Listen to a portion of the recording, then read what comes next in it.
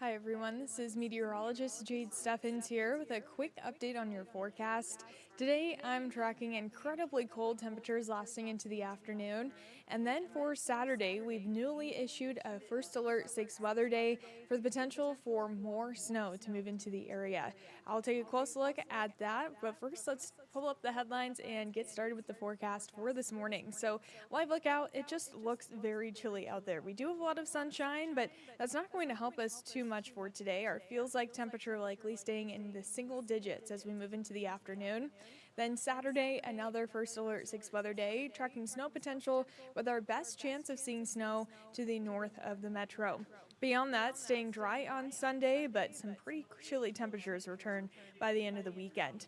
So let's first dive into the first alert 6 weather day on Saturday. Temperatures will reach the mid 30s into the afternoon, and our snow chance really won't start to pick up until the afternoon and evening hours. We're looking at a quick moving system that'll bring some snow potential for the second half of the day, and I think we'll at least see a little bit of a coating in the metro, but we have also a chance to see a little bit more than that depending on where the system lines up. But with that, of course, we can expect some travel impacts if we do get that snow, especially near and north of I-80. So let's dive in a little bit deeper too. I'll show you the snow track as what we're watching right now. So as you can see here, as we start off the day, we could see a little bit of some flurries, but mostly staying dry up until the afternoon hours. This is a look at 1:45, 2 o'clock in the afternoon. As we get closer to about 3, 4, I think that's going to be our best chance to see some snow in and around our area. And also to the south of the system, it's going to bring some rain. So not everyone will see snow. Some of us could get rain out of this system, and that will continue to move throughout the evening hours. Could see a little bit more snow move in into Sunday morning, but I do think by the time most of us wake up by about 3, 4 o'clock in the morning, that snow should be on its way out of the area. So to further highlight how much snow we could get, I'd say we have a pretty good chance of seeing more than 2 inches of snow to the north of the metro. Of course, higher totals will be on the northern Iowa border there, but in our viewing area still could see a good amount of snow on Saturday. So that's what we're looking ahead to.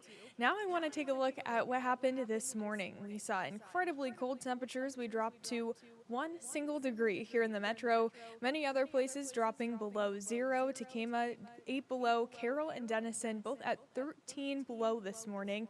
Atlantic and Harlan 9 below. And we are still very chilly out there. Here's our current temperature. We've made it to 9 degrees here in the metro. Single digits for many across our area, but when you factor in a little bit of some wind, it still feels like 5 below right now in the metro, feeling like 10 below in Denison, Carroll, and Harlan. And moral of the story is it's still very cold, and it will continue to be cold into the afternoon too. So we do have a few high clouds out there, but plenty of sunshine. That's not going to help us a ton today with our temperature in the single digits, feeling like below 0, and a light breeze coming in out of the southeast. But I will say even a 10-mile-per-hour wind can really drop our wind chill pretty quickly. Our dew point is 1 below, so very dry air is what we're dealing with today.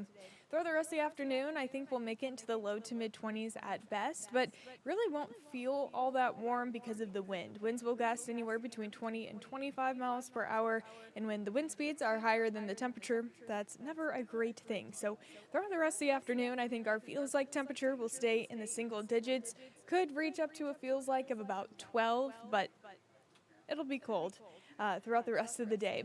So for tomorrow, we do start off in the teens, which is cold, but not quite as cold as we started off this morning.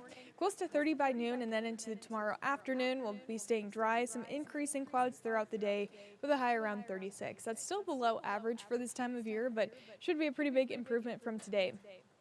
Then, of course, we look ahead to Saturday, our next first alert 6 weather day, tracking those snow chances for the second half of the day and potentially into the overnight hours into Sunday. Sunday, though, will be dry after sunrise. A little bit colder, though. We're back near 20 degrees for Sunday.